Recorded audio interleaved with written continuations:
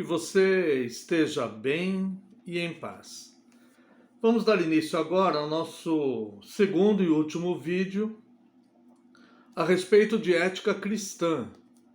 Nós, pela graça de Deus, produzimos um pequeno estudo a semana passada e o título era Ética Cristã no Antigo Testamento.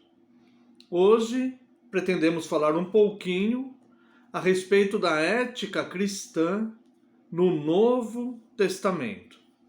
Lembrando, que a palavra ética, ela vem do grego ethos, ou ethos, como alguns pronunciam, e significa costumes e práticas aceitas ou aprovadas socialmente.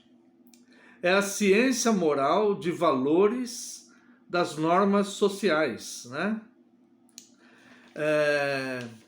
E nós vemos aqui também que a ética, ela é um conjunto de regras e preceitos de ordem valorativa e moral de um indivíduo, de um grupo social ou de uma sociedade. Essas regras éticas cristãs no Novo Testamento, elas são fundamentadas na liberdade. Então nós vimos a semana passada que a ética cristã, ela é fundamentada na característica positiva de Deus. Filosoficamente, existem 3 tipos de caráter: o caráter positivo, o negativo e o neutro. O caráter de Deus é o caráter positivo, que ele é benigno, fiel, santo e confiável. Então, a ética cristã, ela é fundamentada no caráter de Deus. E o melhor resumo escrito da ética cristã no Antigo Testamento são os 10 mandamentos, que é o código moral perfeito. No Novo Testamento, o melhor resumo da ética cristã, que é o melhor em todos, entre Antigo e Novo Testamento, é o resumo que Cristo faz dos 10 mandamentos, que é amar ao seu Deus com toda a sua força, com todo o seu coração, com toda a sua alma e com todo o seu entendimento, e amar o próximo como a ti mesmo. Então esse é o principal resumo da ética cristã. Para nós analisarmos a ética cristã no Novo Testamento, eu vou tomar como base a carta do apóstolo Paulo aos Romanos, capítulo 14, e uma parte do verso 15, do capítulo 15, tá? Então, se você tiver uma Bíblia aí, pode abri-la na carta de Paulo aos Romanos, capítulo 14. Se você tiver a versão revista e atualizada, Almeida, revista e atualizada, é melhor para estudo. Ao menos eu entendo que a melhor versão, a melhor tradução para estudos é Almeida, revista e atualizada. Claro que muitas pessoas pensam diferente, não tem problema. É importante você ter uma Bíblia aí, tá bom? Então nós vamos tomar como base, como eu disse, Romanos capítulo 14 e o comecinho do capítulo 15. Embora o Novo Testamento ele esteja repleto da ética cristã, é o Novo Testamento inteiro, tá? Mas aqui é para nós delinearmos aqui um caminho e termos uma base, uma fonte segura da ética cristã no Novo Testamento, tá bom? Vamos analisar, a princípio, em 3 frentes: como ser ético com os fracos na fé, como ser ético no nosso julgamento e como ser ético com Cristo. Lembrando que esta ética que nos referimos é a ética cristã, que é fundamentada no caráter positivo de Deus, que é a sua santidade, a sua fidelidade, a sua verdade, e a sua misericórdia, tá bom?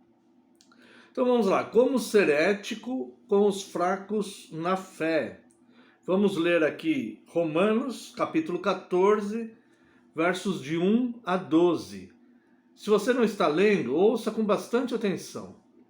Você mesmo vai estar se ministrando e se edificando na ética. Acolhei ao que é débil na fé, não, porém, para discutir opiniões. Um crê que de tudo pode comer, mas o débil come legumes. Quem come, não despreze o que não come, e o que não come, não julgue o que come, porque Deus o acolheu. Bom, no princípio até aqui. Como sermos éticos com aqueles que são fracos na fé? O apóstolo Paulo, ele pega como ilustração aqui o comer carne, tá? É óbvio, é lógico que as pessoas às vezes são fracas na fé, porque se apegam a outros preceitos, a outras, como dizer, outras tradições ou outros pensamentos, tradições principalmente que elas tiveram na sua formação, ou familiar, ou mesmo em alguma igreja que passou, às vezes alguma seita que ela passou antes da conversão, enfim. Essas tradições elas vão deixando raízes nas pessoas, né? E essas raízes, muitas vezes, falam mais alto do que a própria liberdade do Evangelho. Nós vamos ver que a ética cristã, no Novo Testamento, ela é fundamentada na liberdade do cristão, né? O fato de nós sermos livres. Mas as pessoas que Paulo chama aqui de fracos na fé, elas colocam essas tradições que elas aprenderam acima dos valores morais do Evangelho, que é o mesmo apresentado no Antigo Testamento, no caráter positivo de Deus que fundamentou a ética cristã.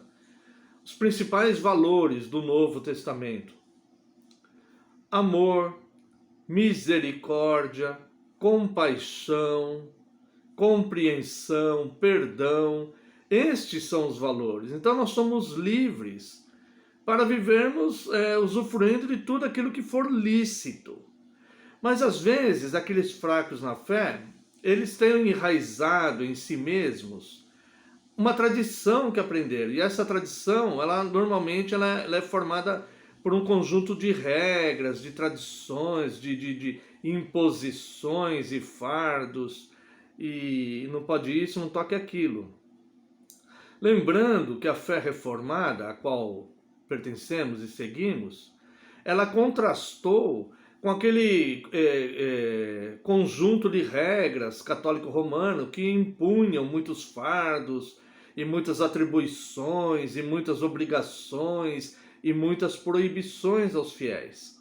A fé reformada não, ela busca apenas os valores morais que nós encontramos no Novo Testamento, principalmente, né? Então aqui começa assim: acolhei o que é débil na fé. O apóstolo Paulo, ele usa a ilustração do comer carne. Mas isso se aplica a qualquer outra tradição que a pessoa tenha acima do Evangelho. Acolhei o que é débil na fé, não, porém, para discutir opiniões. Ou seja, não existe debate teológico com quem não professa ou não tenha seguro uma teologia firme, bíblica mesmo, né? Então, aqueles que são que o apóstolo Paulo aqui considera como os mais fracos na fé, eles têm que ser acolhidos, amados, tratados e ensinados, né? Não é para ficar debatendo opiniões com ele. Ah, você acha isso, eu acho aquilo outro, a minha opinião deve prevalecer sobre a sua e tal. Isso não, de forma alguma, tá bom? Então, acolhei, tá vendo? O texto aqui começa com acolhei. Acolha ele, tá? Acolha o que é débil na fé, não, porém, para discutir opiniões. Um crê que de tudo pode comer, mas o débil come legumes. Então, o débil que o apóstolo Paulo está dizendo aqui é aquele que é fraco na fé, ainda não entendeu a liberdade do Evangelho, a liberdade pela qual Cristo nos conquistou, e ainda está preso a algumas tradições. Neste caso aqui, a tradição que proibiu comer carne, né? Então nós não vamos desprezar a pessoa só porque ela ainda tem essa tradição, ela ainda segue essa tradição, ela não compreendeu exatamente a liberdade cristã.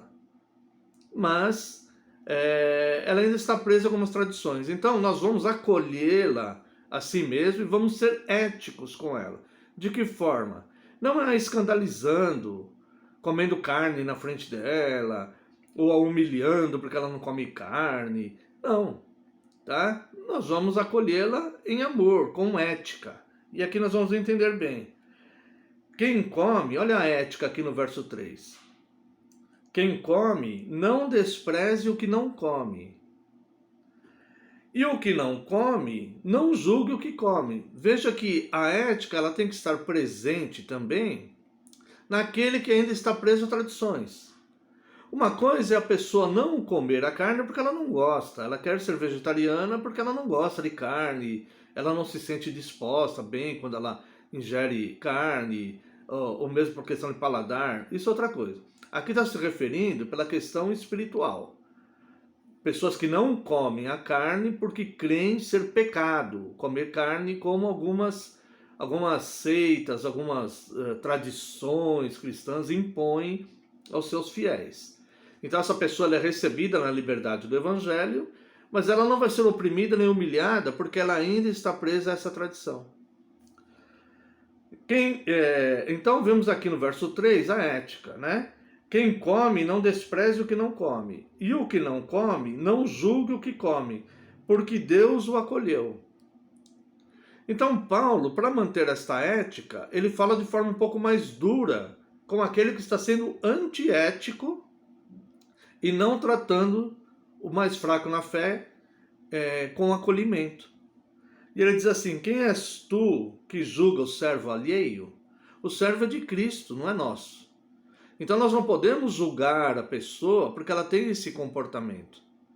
Tá? Se ela está no Evangelho e ainda presa a tradições, ela é serva de Cristo, não é nosso servo. Então nós não podemos julgá-la porque ela está que ela mantém esse comportamento.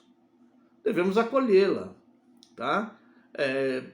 Ela está abrindo mão da própria liberdade por causa dessa tradição? Está. Mas isto vai ser tratado por Deus no coração dela, se esse for o propósito de Deus para ela. Então, verso 4. Quem és tu que julga o servo alheio? Para o seu próprio Senhor está em pé ou cai, mas estará em pé, porque o Senhor é poderoso para o suster. Então, se ela está no Evangelho, e mesmo ainda presa a alguma tradição que enraizou nela, que ela aprendeu no passado, que lhe foi imposta, ou pelos pais, ou por alguma igreja ou seita que ela fez parte um dia e que impõe essas restrições, essas tradições e tal, ela ainda está presa a isso, mas ela pode ficar em pé, porque quem sustém ela em pé é Cristo. E nós não devemos julgar o servo de outro, é servo de Cristo e não nós. Então quem mantém essa pessoa em pé é Cristo e não a gente. Não vai ser a nossa argumentação humana, mesmo argumentando sobre a verdade, que vai dissimular essa pessoa. Ao contrário, pode escandalizá-la e criar um sério conflito na mente daquela pessoa ao ponto dela achar o evangelho incoerente. Porque ela aprendeu de um jeito e o jeito que ela aprendeu para ela é verdade absoluta, né? Então ela ainda não está doutrinada ou treinada a encontrar essa liberdade nas Escrituras, a viver somente do que está escrito. A tradição oral, o que foi ensinado para ela e que não consta nas Escrituras, ainda pesa muito. Verso 5. Aqui nós vemos um detalhamento de como ser ético e qual é o comportamento das pessoas dentro do Evangelho de forma genérica, tá? Entre os que já conhecem a liberdade cristã e os que ainda estão mais fracos na fé nesse sentido.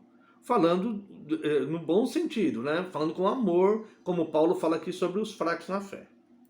Um faz diferença entre dia e dia, outro julga iguais todos os dias.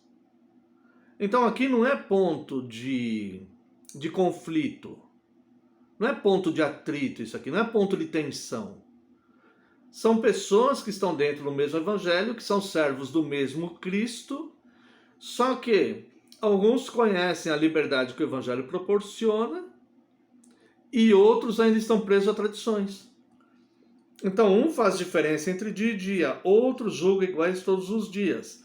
Cada um tem a sua opinião bem definida em sua própria mente, ou seja, não entre em conflito e não provoque conflito na mente do outro, tá? Então não provoque conflito nem escândalo, mas esteja firme no seu pensamento, até que Cristo te mostre o contrário dentro do Evangelho.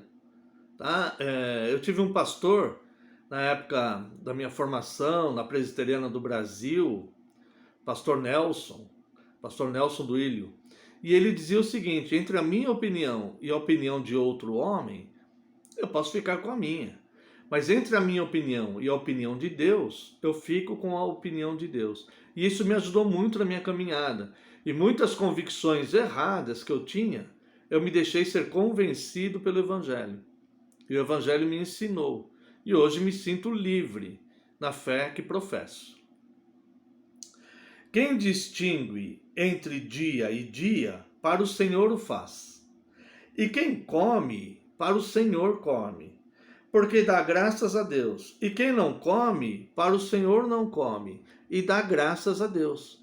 Então nós vemos que aqui dentro do Evangelho nós temos que nos relacionar com ética, com relação às pessoas. Alguns compreendem a liberdade cristã, vivem de forma ética dentro dessa liberdade, sem deixar que essa liberdade se torne libertinagem, e outros ainda não perceberam esta liberdade na sua plenitude e ainda estão presos a algumas tradições. Então, aquele que come, para o Senhor come, e o que não come, para o Senhor não come, porque ambos dão graças a Deus pelo alimento, ou seja, ambos estão submissos a Deus, da maneira com que estão até a luz que já chegaram, que já compreenderam do Evangelho.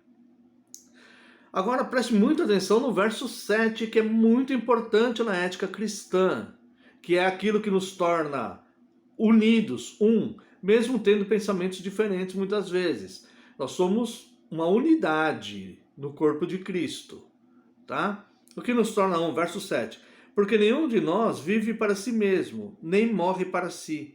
Porque se vivemos, para o Senhor vivemos. Se morremos, para o Senhor morremos. Quer, pois, vivamos ou morramos, somos do Senhor.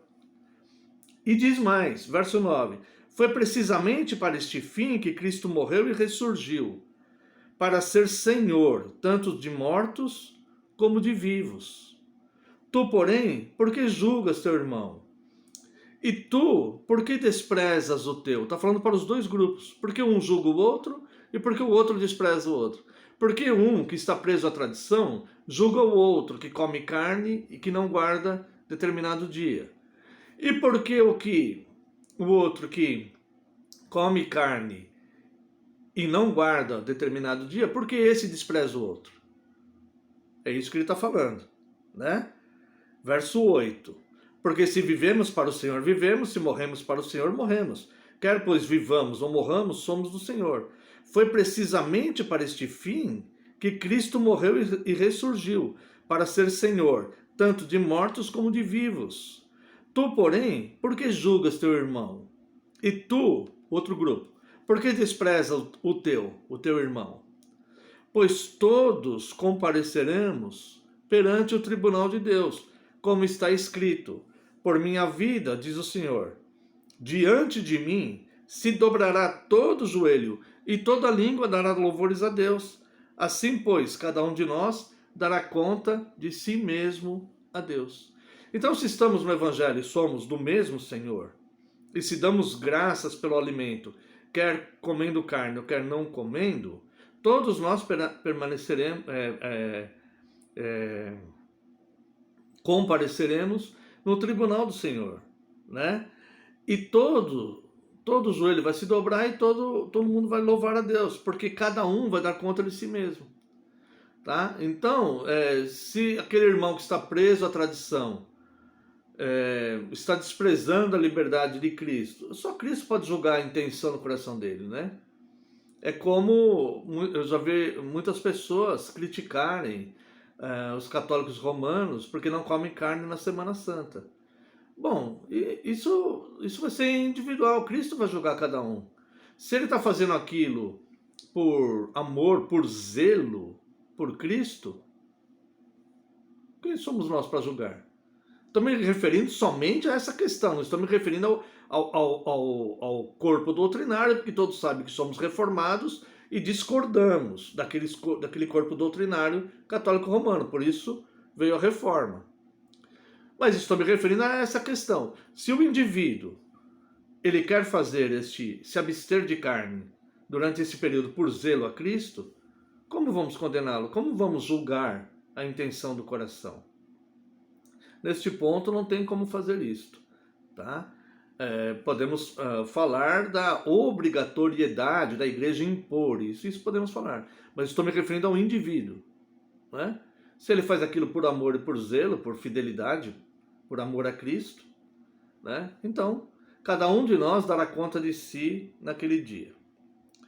Então vimos aqui como ser ético com os mais fracos na fé, aqueles que ainda não entenderam bem a liberdade cristã.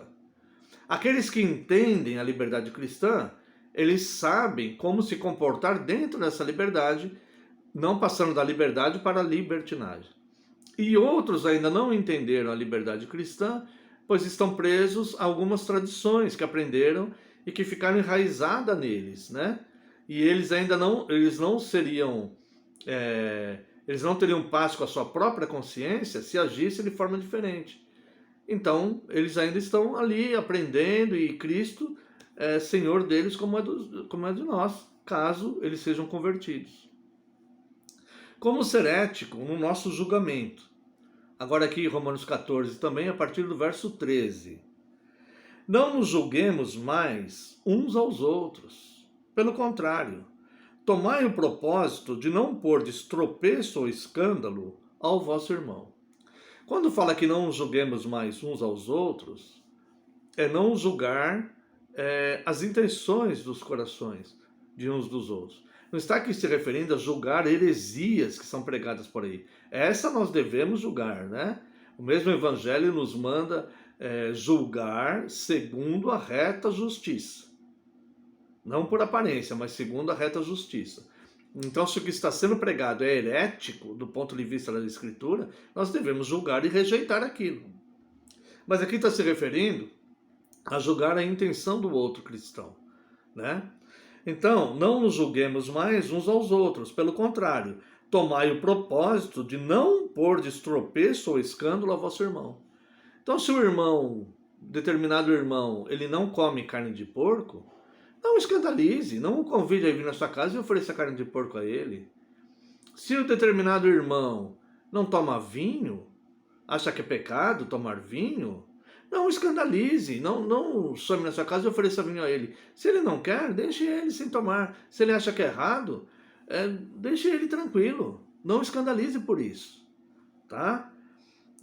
Eu sei e estou persuadido no Senhor Jesus, verso 15, de que nenhuma coisa é de si mesmo impura, salvo para aquele que assim a considera, para este é impuro. Então Paulo ele dá uma explicação aqui da ética cristã, muito interessante.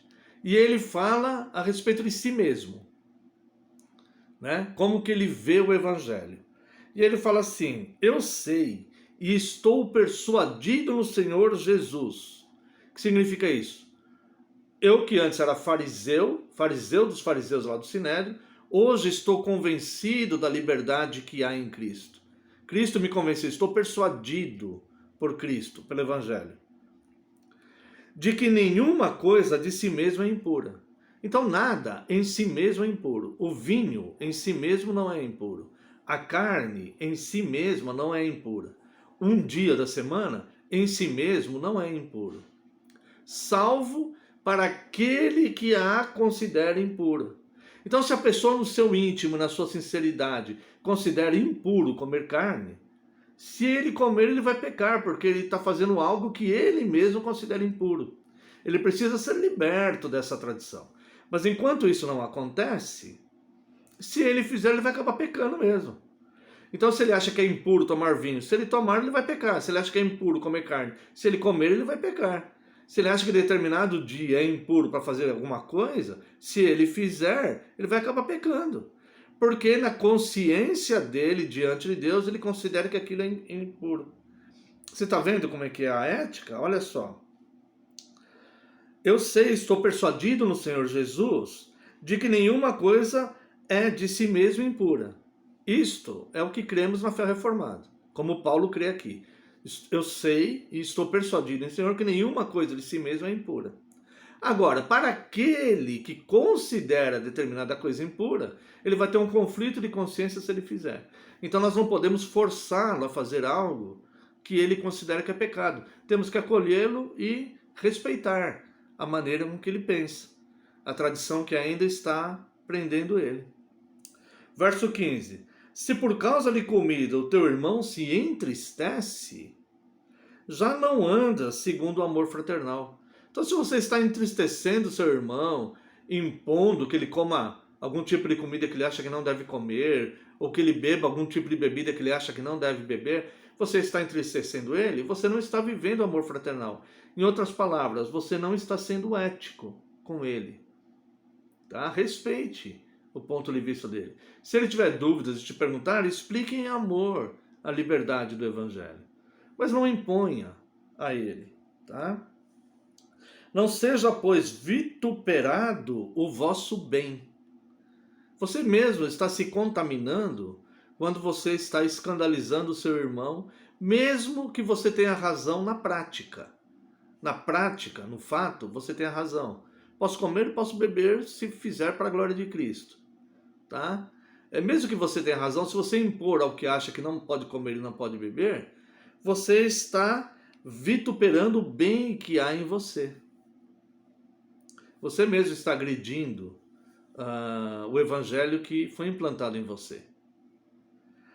Porque o reino de Deus não é comida nem bebida, mas justiça, paz e alegria no Espírito Santo. Então não é a comida ou a bebida que é importante.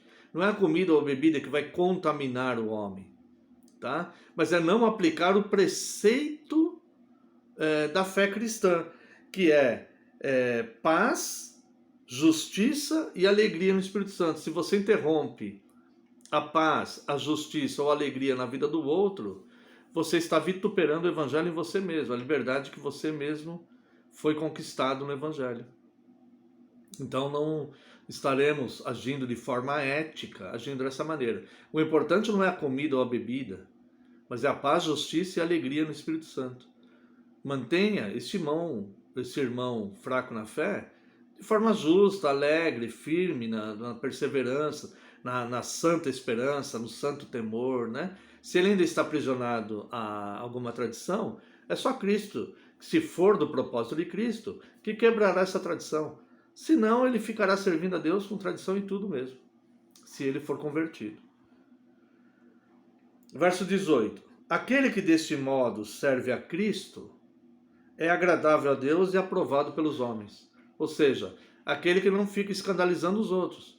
Conhece a liberdade que tem, sabe usufruir dela, mas sem se tornar pedra de tropeço para o outro. Assim, pois, verso 19, seguimos as coisas da paz e também as da edificação de uns para com os outros. Não destruas a obra de Deus por causa da comida. Todas as coisas, na verdade, são limpas, mas é mal para o homem comer com escândalo. Então, nós somos da paz e para a edificação um dos outros no reino, que é paz, justiça e alegria no Espírito Santo, não comida e bebida. Se a pessoa está presa a tradições do que pode comer ou não pode, o que pode beber ou não pode, isso é outro problema. Não destrua a obra de Deus na vida daquela pessoa por causa da comida. Isso não é importante. Se ela acha que não deve comer, deixa ela. Tá? Todas as coisas são limpas, mas é mal para o homem o comer com escândalo. Então eu posso comer ou beber, mas se eu fizer isso escandalizando meu irmão, isso é mal. Isso é antiético. Não procede do reino. Porque eu vou estar quebrando a paz, a alegria dos irmãos. Né? Então não convém que essas coisas sejam assim.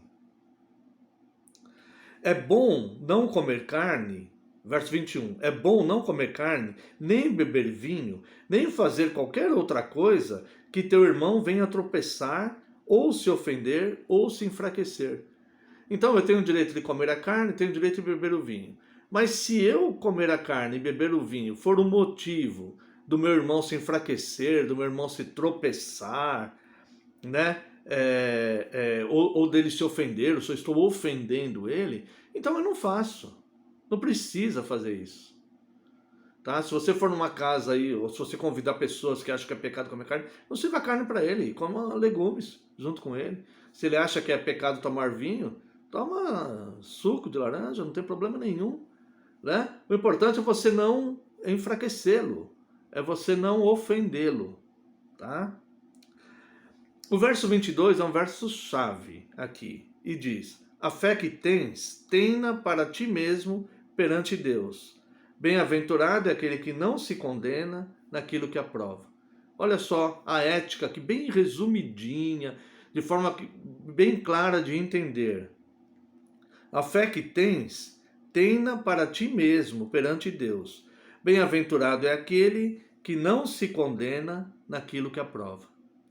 E o verso 23 diz: mas aquele que tem dúvidas é condenado se comer, porque o que faz não provém da fé, e tudo que não provém da fé é pecado. Então, se você tem dúvidas se pode comer ou se não pode comer, se pode beber ou se não pode beber, não faça. Porque se você comer, não vai prover, não provém da tua fé. E tudo que não vem da fé é pecado, é um tiro no escuro. Tá? Então, é importante termos o zelo de não pecarmos contra Deus, né?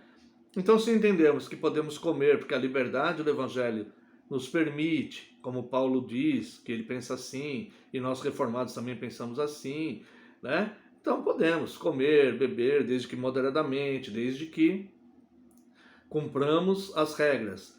Por que comeremos e beberemos? Para que comeremos e beberemos? Com quem comeremos e beberemos? Onde comeremos e beberemos? Então, se nós tivermos esses cuidados para não escandalizarmos os mais fracos na fé, seremos aprovados por Deus e pelos homens. Como diz aqui, né? Verso 18: aquele que deste modo serve a Cristo é agradável a Deus e aprovado pelos homens. É agradável a Deus e aprovado pelos homens. Tá bom?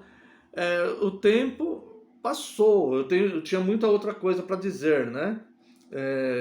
Vamos rapidamente aqui, Gálatas 5:1, para entendermos.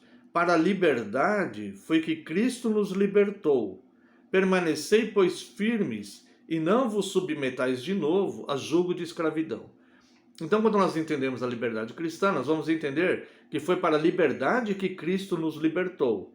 Mas devemos permanecer firmes, não voltando a julgo de escravidão. Aquelas tradições que já fomos libertos, deixa para lá, vamos ficar livres em Cristo, mas sem que isso se torne libertinagem. Só para concluir, o tempo realmente acabou, tinha muitas outras coisas que eu preparei para falar, mas não dá tempo. Vamos concluir com 1 Coríntios capítulo 6, verso 12. Todas as coisas me são lícitas, mas nem todas convêm. Então é lícito comer carne, beber o vinho? Mas em alguns momentos não convém que coma carne ou que beba o vinho. Não podemos ser pedra de tropeço ou produzir escândalo para alguém. Se a pessoa acha que não devemos, e se nós fizermos isso, ela vai se escandalizar. E quem acha que não deve fazer, não faça, porque senão vai pecar. Todas as coisas me são lícitas, mas nem todas convêm. Todas as coisas me são lícitas, mas eu não me deixarei dominar por nenhuma delas. Então, é lícito comer carne? Mas eu não vou me deixar dominar por isso. Eu não vou tornar, até prejudicar minha saúde, me tornar na glutonaria, porque é lícito comer carne. Eu como moderadamente, né?